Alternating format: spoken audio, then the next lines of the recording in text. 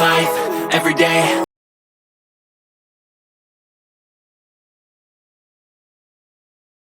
क्रियाकलाप 1.4 करेंगे।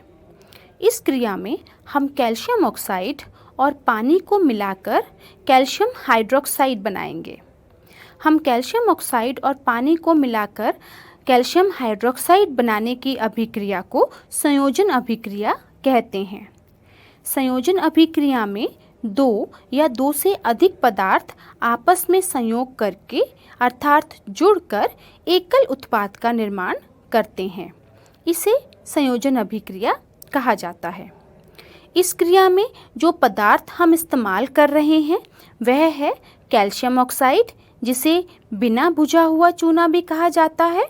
और बहुत ही रोचक बात यह है कि हमने इसे अपनी रोज़ की ज़िंदगी में भी इस्तेमाल किया है और आपने कई लोगों को इसे इस्तेमाल करते देखा होगा। बच्चों, क्या आप जानते हैं कि आपने बिना बुझा हुआ चूना कहाँ इस्तेमाल किया है? आप जानते ही होंगे कि जब दिवाली का त्यौहार आता है या जब कोई शादी होती है तो घरों में हम रंग रोगन करवाते हैं। रंग रोगन करने के लिए हम एक पदार्थ लेकर आते हैं जिसे हम कली भी कहते हैं। कली क्या होती है? कली बिना बुझा चूना ही होती है, जिसे हम प्रयोगशाला में कैल्शियम ऑक्साइड के नाम से जानते हैं। इस क्रिया को करने के लिए अगर आपके पास कैल्शियम ऑक्साइड नहीं है तो आप बाज़ार से कली खरीदकर भी ये क्रिया कर सकते हैं, क्योंकि कली कैल्शियम ऑक्साइड ही है। बच्चों, अब इस क्रिया में हम एक बीकर में कैल्शियम ऑक्साइड डालेंगे और उसमें पानी डाल देंगे। पानी को डालने से कैल्शियम ऑक्साइड पानी में घुलना शुरू हो जाएगा और वह कैल्शियम हाइड्रोक्साइड बन जाएगा।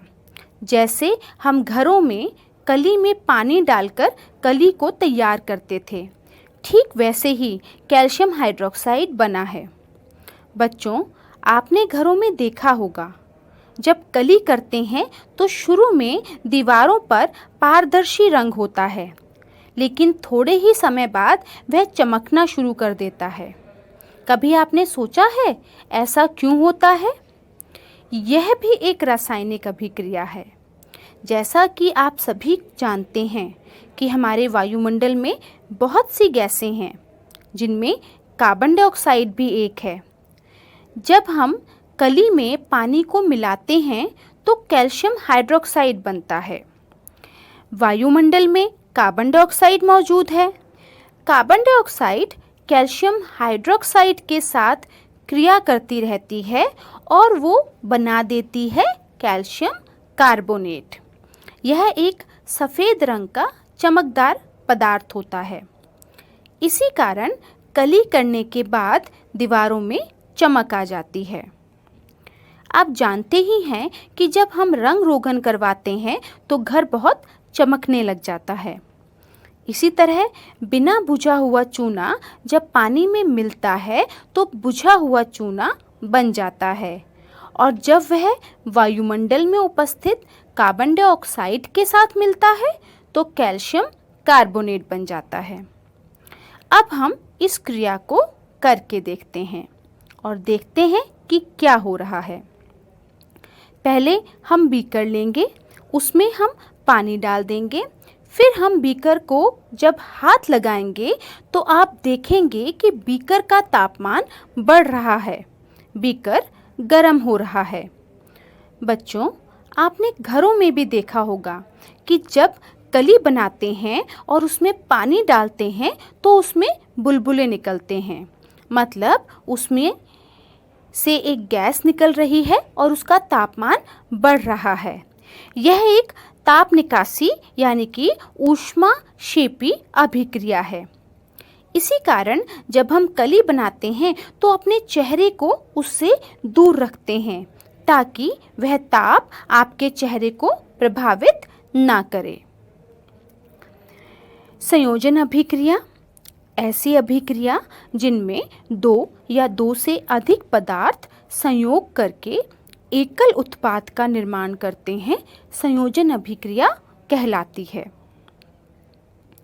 आइए बच्चों, अब हम कुछ संयोजन अभिक्रियाओं का उदाहरण लेते हैं। कैल्शियम ऑक्साइड बिना बुझा हुआ चूना प्लस जल, इससे बन रहा है कैल्शियम हाइड्रोक्साइड बुझा हुआ चूना। Calcium hydroxide plus carbon dioxide, इससे बन रहा है कैल्शियम कार्बोनेट और जल। कार्बन प्लस ऑक्सीजन, यानी कि कोयले को जब हम ऑक्सीजन की उपस्थिति में जलाते हैं, कोयले का दहन करते हैं, तो निकलती है कार्बन डाइऑक्साइड गैस। हाइड्रोजन और ऑक्सीजन से पानी का निर्माण 2H2 plus O2 gives 2H2O। ऊष्माक्षेपी रासायनिक अभिक्रिया, श्वसन की अभिक्रिया C6H12O6 ग्लूकोज प्लस 6 ऑक्सीजन, इससे बन रहा है 6 कार्बन डाइऑक्साइड प्लस 6 जल प्लस ऊर्जा।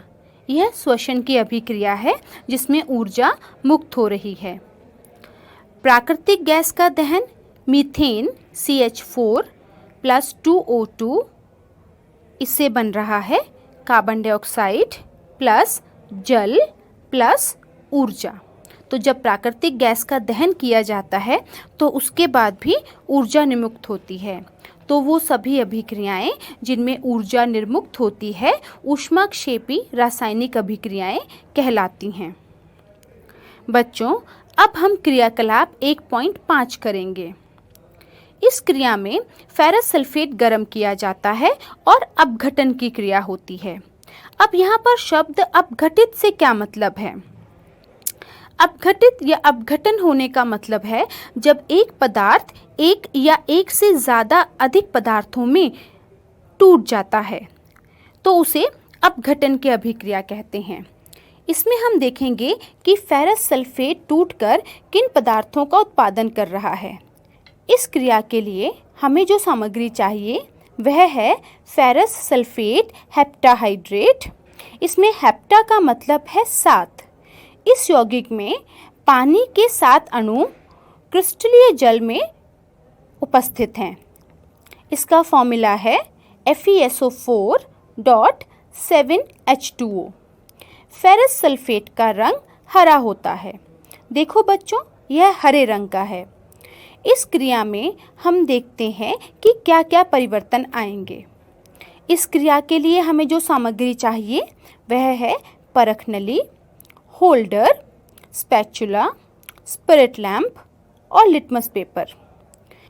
इस क्रिया को करने के लिए हम स्पिरिट लैंप लेंगे, उसे जलाएंगे और परख नली में फेरस सल्फेट के कुछ क्रिस्टल डालेंगे। फिर उस परख नली को स्पिरिट लैंप की लपटों पर गर्म करें। अब हम देखेंगे कि इसमें क्या क्या परिवर्तन आ रहा है। इस क्रिया को करते समय परख नली को सावधानी से इस्तेमाल करें और परख नली का मुंह बच्चों के मुंह से दूर रखें। अब आप देख सकते हैं कि परख नली के चारों ओर पानी की कुछ बूंदें आने लगी हैं और यह पानी क्रिस्टलीय जल से निकला है। जब हमने इसे गर्म किया था तो सबसे पहले इसमें पानी के कणों को निकाला और फिर इसका रंग हरे से बदलकर सफ़ेद हो गया। अब आप देख सकते हैं कि पानी की बहुत सी बूंदें परख नली में आ चुकी हैं। आप इसे गर्म करना जारी रखें। जैसा कि आपको पता है, हमने जो पदार्थ लिया था वह था फेरस सल्फेट हेप्टाहाइड्रेट। उसमें 7 अणु पानी के थे जो गर्म करने पर भाप बनकर उड़ गए। अब ये फेरस सल्फेट हेप्टाहाइड्रेट से बदलकर सिर्फ फेरस सल्फेट रह गया है और इसका रंग सफ़ेद हो गया है। और अब हम इसे और भी गर्म करें तो यह और विघटित होगा। इसमें सल्फ़र डाइऑक्साइड और सल्फ़र ट्राइऑक्साइड नामक गैसें उत्पन्न होंगी और पीछे फेरस ऑक्साइड नाम का पदार्थ रह जाता है, जो कि अक्सर हमने सुना है कि जंग होता है। यदि हम इसमें पानी डाल दें अब इस परख नली में पानी भी मौजूद है और फेरस ऑक्साइड भी मौजूद है, जो कि अंत में जंग का रूप ले लेगा। इससे पहले हम गैसों का स्वभाव देख लेते हैं, जिसके लिए हम लिटमस पेपर का इस्तेमाल करेंगे। सबसे पहले नीले रंग के लिटमस पेपर को परख नली के पास लगाएंगे। अब आप देख सकते हैं कि इसका रंग लाल हो गया है। इसका मतलब है कि यह अम्लीय स्वभाव का है। इससे हमें ये पता चल रहा है कि सल्फर डाइऑक्साइड और सल्फर ट्राइऑक्साइड गैसें अम्लीय स्वभाव की होती हैं। बच्चों, आपने अम्लीय वर्षा के बारे में सुना ही होगा। इनका कारण भी यही गैसें हैं। यह गैसें वायुमंडल में जाकर और वायुमंडल में उपस्थित पानी के साथ मिलकर सल्फ्यूरिक अम्ल और सल्फ्यूरस अम्ल बनाती हैं और वर्षा के साथ मिलकर यह वर्षा को अम्लीय वर्षा बना देती हैं। जो पीछे बचा है वो फेरिक ऑक्साइड है। बच्चों, जब आप इस क्रिया को करोगे तब आपको इन गैसों की गंध महसूस होगी। यह गंध जले हुए सल्फर जैसी होती है। इस गंध को हम एक तरीके से महसूस कर सकते हैं। हम परख नली को अपनी नाक से दूर रखें और हल्के हाथ से अपनी ओर थोड़ा थोड़ा सूंघने की कोशिश करें, तो हमें इसकी गंध आसानी से महसूस होगी। आइए बच्चों, अब हम वियोजन अभिक्रिया के बारे में जानते हैं। इस अभिक्रिया में एकल अभिकर्मक यानी कि कोई एक अभिकारक टूटकर छोटे छोटे उत्पाद बनाता है। इस अभिक्रिया को वियोजन अभिक्रिया कहा जाता है। बच्चों, अब हम क्रियाकलाप 1.6 समझेंगे। इसमें हम अपघटन की क्रिया करेंगे, जिसके लिए लेड नाइट्रेट, परख नली होल्डर, स्पैचुला, स्पिरिट लैंप की आवश्यकता है और आखिर में हमें चाहिए लाल और नीला लिटमस पेपर। अब हम स्पिरिट लैंप की सहायता से परख नली में मौजूद लेड नाइट्रेट को गर्म करेंगे और देखेंगे कि किस प्रकार की गैस बाहर आ रही है। परख नली को होल्डर के साथ पकड़ें और स्पैचुला की सहायता से इसमें लेड नाइट्रेट डालें और इसे स्पिरिट लैंप पर गर्म करें। ध्यान रखें, परख नली का मुंह बच्चों से दूर रहे। इस क्रिया में लेड नाइट्रेट विघटित होकर लेड मोनोऑक्साइड और नाइट्रोजन ऑक्साइड और ऑक्सीजन बनाता है। लेड मोनोऑक्साइड ठोस अवस्था में परख नली में ही मौजूद रहेगा, जबकि नाइट्रोजन डाइऑक्साइड और ऑक्सीजन गैस परख नली से बाहर निकल जाएंगे। जैसे हमने पिछली क्रिया में सल्फर डाइऑक्साइड और सल्फर ट्राइऑक्साइड को देखा, जिनका कोई रंग नहीं था।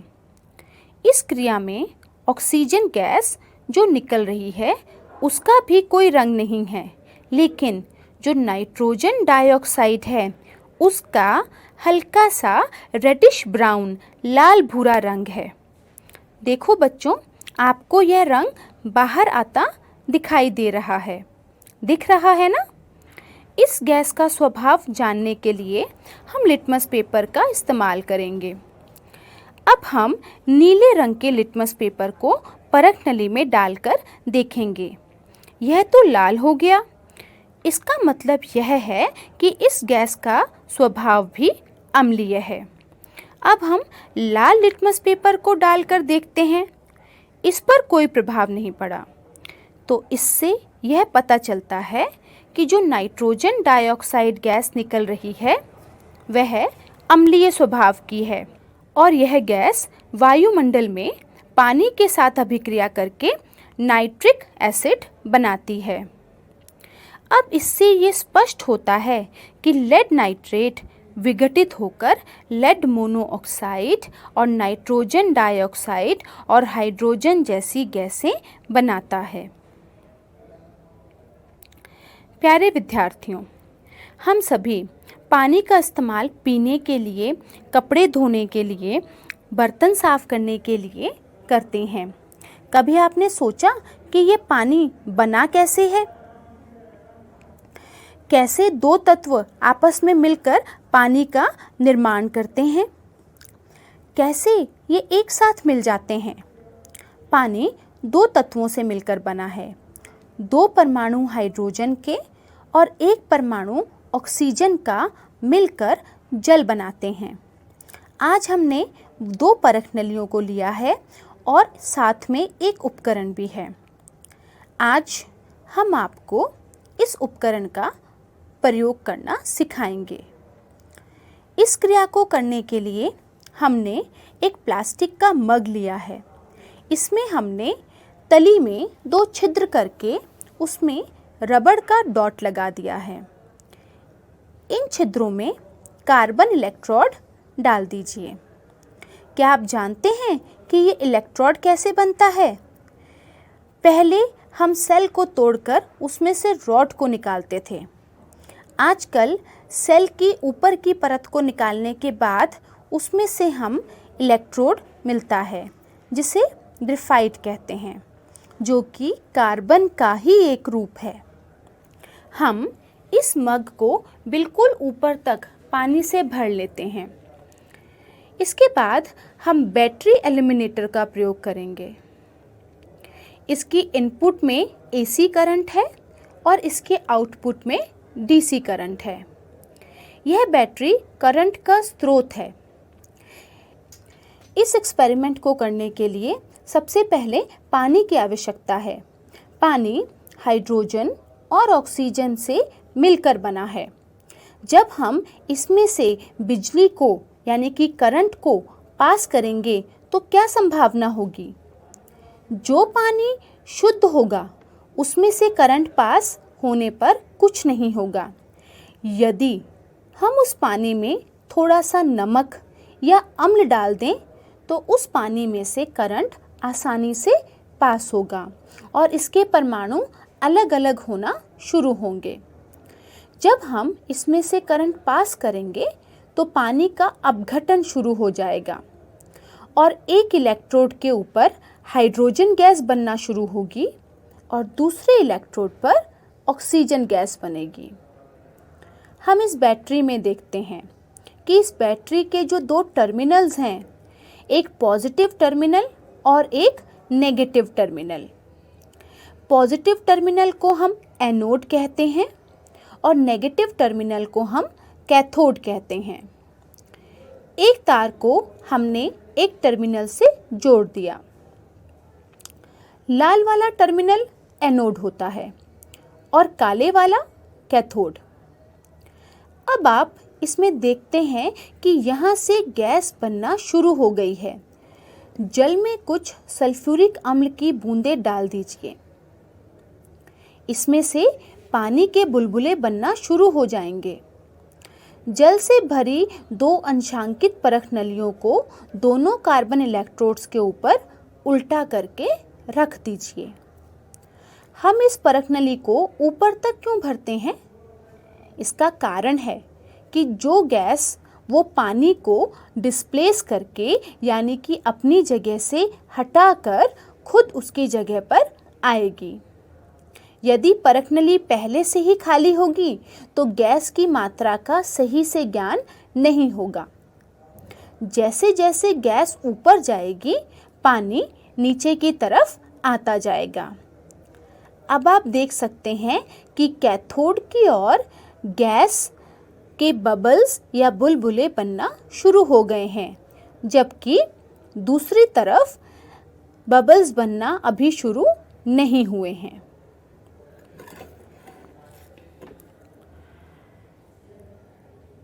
क्रियाकलाप 1.8।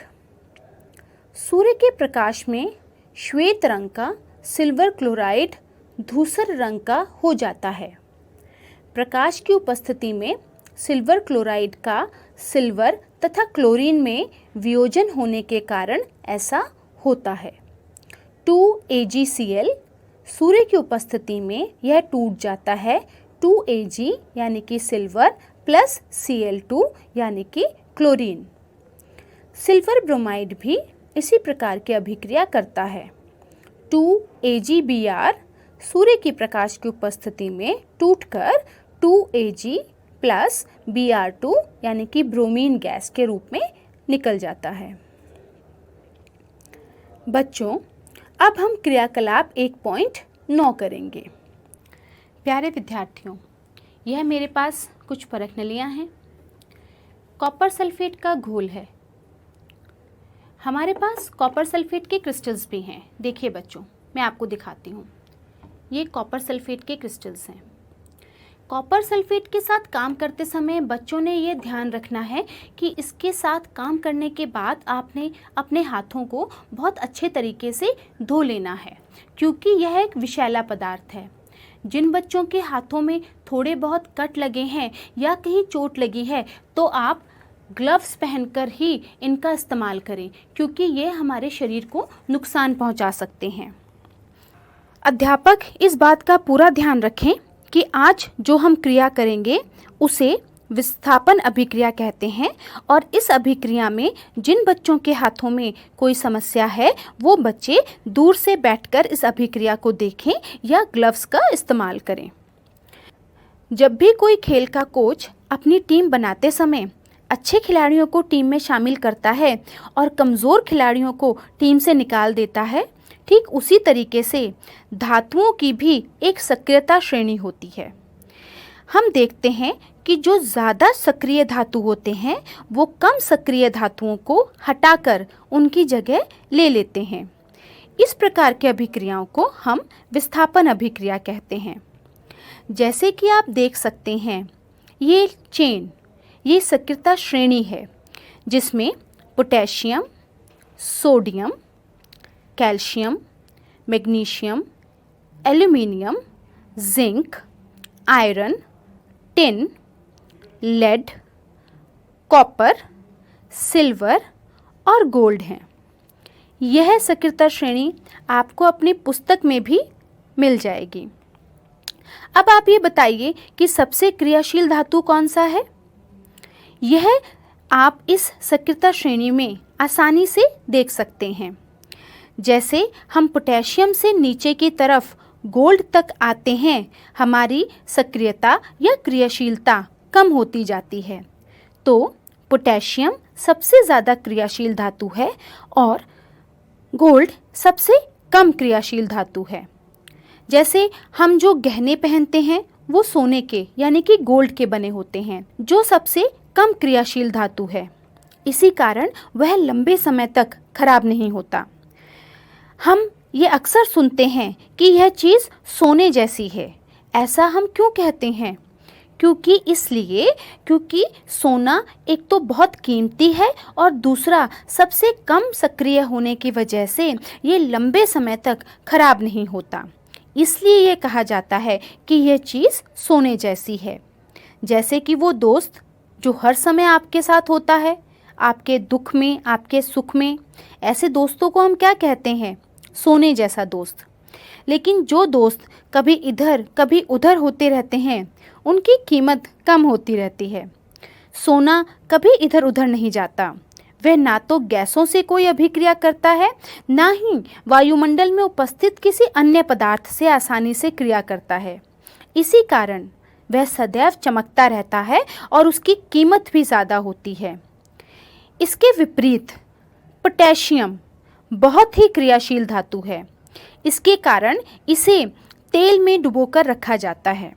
अगर यह तेल से बाहर आएगा तो ऑक्सीजन के साथ अभिक्रिया करेगा और पोटेशियम सुपर ऑक्साइड बनाता है और जिससे आग लग जाती है। उसी तरीके से सोडियम को भी केरोसिन के तेल में डुबो कर रखा जाता है। जैसे आपने मैग्नीशियम रिबन का प्रयोग देखा था, जब हमने उसे जलाया था तो वह एक ही बार में बहुत सी रोशनी के साथ जल गया था। इसका कारण यह है कि वह बहुत ही क्रियाशील धातु है। उसके बाद हम एल्यूमिनियम और जिंक के बारे में देखते हैं। एल्यूमिनियम के बारे में हमने पहली क्रिया में देखा था कि नया एल्यूमिनियम का बर्तन बहुत चमकीला होता है, लेकिन जैसे ही वातावरण की ऑक्सीजन के साथ क्रिया करता है तो उसकी चमक कम हो जाती है। अब हम जिंक, आयरन और कॉपर के बारे में देखेंगे। प्यारे विद्यार्थियों, जैसा कि मैंने पहले बताया था कि आपको कॉपर सल्फेट का घोल जो आपकी प्रयोगशाला में मौजूद है उसे इस्तेमाल करेंगे। अगर नहीं है तो आप इसके क्रिस्टल्स को पानी में घोलकर इसका सॉल्यूशन या घोल बना सकते हैं। इसके बाद आपको 2 परख नलियाँ चाहिए। एक परख नली में हम कॉपर सल्फेट का घोल डालकर उसमें लोहे की कील को डालेंगे और दूसरी परख नली में सिर्फ कॉपर सल्फेट का घोल डालेंगे। इस तरह हम इनमें होने वाले परिवर्तनों को अच्छी तरीके से परख सकते हैं। इनके साथ रंग में भी परिवर्तन होगा और हम आसानी से इनकी तुलना कर सकते हैं। अब हम लोहे की कीलों को कॉपर सल्फेट के घोल में डालते हैं। ये देखिए, परख नलियों में हमने कॉपर सल्फेट का घोल डाल दिया है। ये देखिए, इसमें अब हम एक लोहे की कील को धागे के साथ लटका देंगे।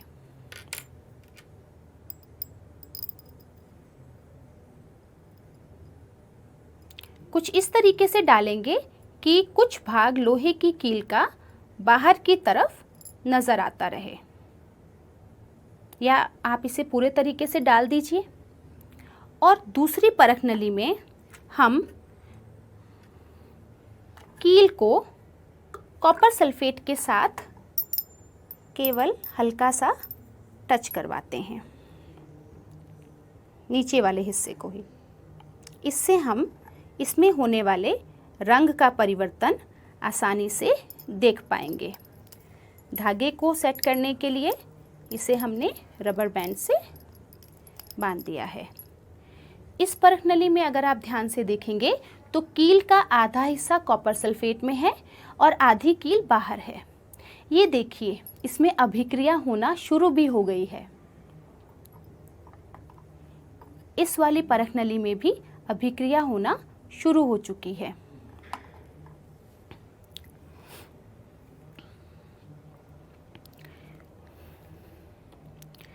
इन दोनों परख नलियों को अब हम एक बीकर में रख देते हैं। जब तक ये क्रिया हो रही है, हम देखते हैं इन दोनों परख नलियों को हमने ये एक बीकर में रख दिया है और इनकी क्रियाओं को ध्यान से देख रहे हैं। तब तक हम एक और परख नली ले रहे हैं और उसमें भी हम कॉपर सल्फेट का घोल डाल देते हैं। इससे हमें रंग में अंतर करने में आसानी महसूस होगी। अब हम एक और परख नली लेते हैं, उसमें भी कॉपर सल्फेट का घोल डाल देते हैं। फिर हम इसमें जिंक के दाने डालेंगे। तो बच्चों, क्या होगा इसमें? जिंक जो है वो कॉपर को हटाकर उसकी जगह ले लेगा और जिंक सल्फेट बन जाएगा। ऐसा इसलिए हुआ क्योंकि जिंक कॉपर से ज़्यादा क्रियाशील है, इसलिए वह कॉपर को हटाकर उसकी जगह आकर जिंक सल्फेट बना देता है, जो कि सफ़ेद रंग का होता है, और कॉपर पाउडर के रूप में परख नली के नीचे बैठ जाएगा। बच्चों, जिंक, कैडमियम और मरकरी ऐसे लवण हैं, ऐसे सॉल्ट्स हैं जो कि सफ़ेद रंग के होते हैं, लेकिन ट्रांजिशनल एलिमेंट्स के रंग रंगदार होते हैं। जैसे कॉपर सल्फेट का रंग नीला होता है और फेरस सल्फेट का रंग हरा होता है, लेकिन जिंक सल्फेट का रंग सफ़ेद होता है। देखिए बच्चों, जिंक का रंग काला होना शुरू हो गया था। यह पहले कौन से रंग का था? बिल्कुल सही, यह पहले सिल्वर रंग का था। जैसे ही हमने इसे कॉपर सल्फेट के घोल में डाला, यह काला होना शुरू हो गया, क्योंकि इसके ऊपर तांबे की धातु की परत इकट्ठी हो गई। क्योंकि इसके ऊपर तांबे की परत, कॉपर की परत जमना शुरू हो गई है, जो कि कॉपर के रंग की होती है, तो अंत में यह घोल सफ़ेद रंग का हो जाएगा। अब हम पहले की अभिक्रिया को भी देख लेते हैं। वह परख नली जिसमें कुछ देर पहले हमने कीलों को डाला था, अगर आप ध्यान से देखें तो इन परख नलियों में घोल का रंग जो है वो धीरे धीरे हरा होना शुरू हो गया है। और अगर हम इसमें से कील को निकालकर बाहर देखें तो आप देखेंगे, ये देखिए, ये कील को बाहर निकाला तो जो हमारी कील थी ये आधी हमने कॉपर सल्फेट के घोल में डाली थी, तो आप ध्यान से देखेंगे कि इस कील के ऊपर ये कॉपर की परत जमना शुरू हो गई थी। इससे हमें ये पता लग रहा है कि आयरन, लोहा कॉपर से ज़्यादा सक्रिय है और ज़्यादा सक्रिय होने की वजह से वो कॉपर को उसके विलयन से, लवण से निकाल देता है। ये देखिए, ये वाली कील का रंग भी चेंज हो गया है। और अगर हम कॉपर सल्फेट के घोलों की तुलना करें तो इस घोल का रंग गाढ़ा है और यह घोल हल्का हल्का हरा होना शुरू हो चुका है। तो इस प्रकार की अभिक्रिया में आपने देखा कि आयरन ने कॉपर को हटाकर उसकी जगह ले ली और वो आयरन सल्फेट बन गया और कॉपर लोहे की कीलों के ऊपर जम गया। तो इस प्रकार की अभिक्रियाओं को हम विस्थापन अभिक्रिया या डिस्प्लेसमेंट रिएक्शंस भी कहते हैं। अब हम जिंक वाली अभिक्रिया भी देख सकते हैं। जिंक ने कॉपर को हटाकर उसकी जगह लेकर पानी का रंग अलग कर दिया है। अब इस रंग को कॉपर सल्फेट के रंग के साथ तुलना करके देख सकते हैं। जिंक ने जिंक सल्फेट बनाकर कॉपर को हटा दिया और इसीलिए इस अभिक्रिया को विस्थापन अभिक्रिया कहते हैं। क्रियाकलाप 1.10। इस क्रिया में द्विविस्थापन अभिक्रिया को दर्शाया गया है।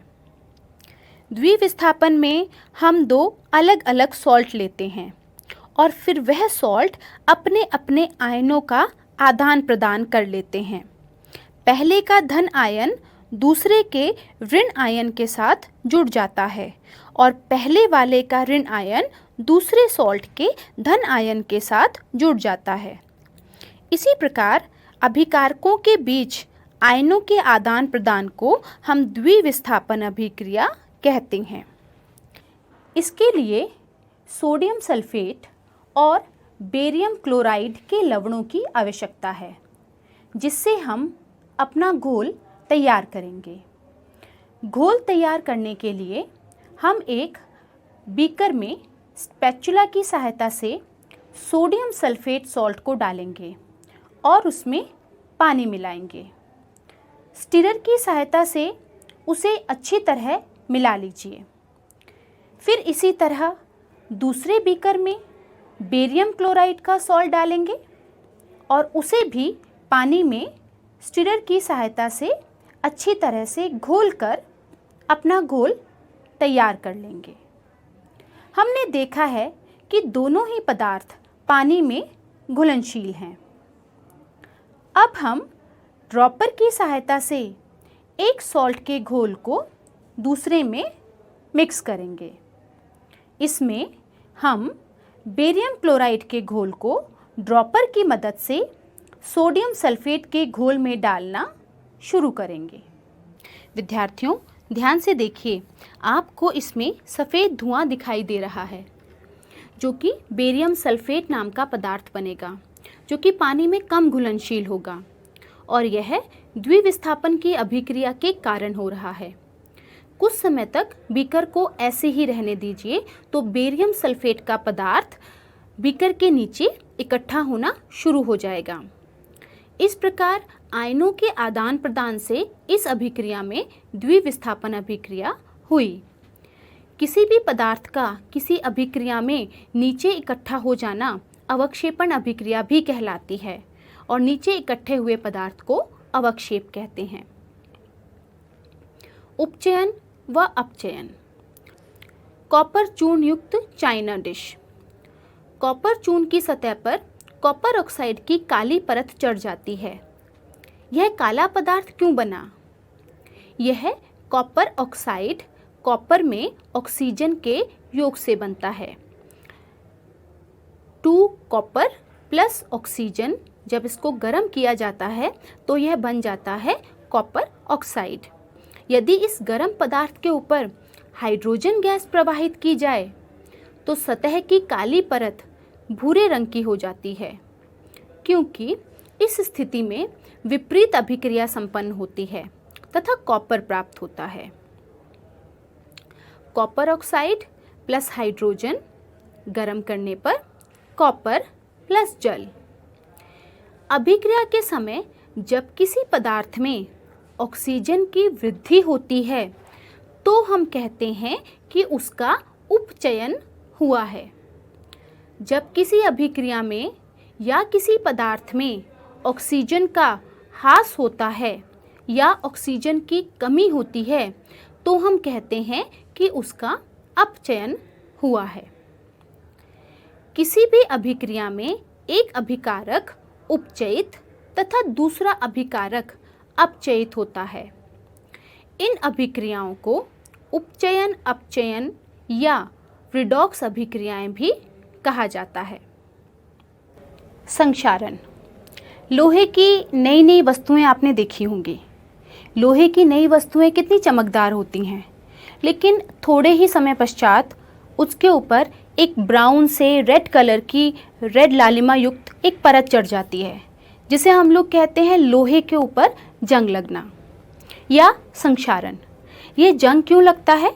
क्योंकि जब लोहा ऑक्सीजन और नमी के संपर्क में आता है तो वह उपचयित हो जाता है, उसका उपचयन हो जाता है और उस उपचयन की वजह से लोहे के ऊपर जंग लग जाता है, या हम कहते हैं कि लोहा संक्षारित हो जाता है।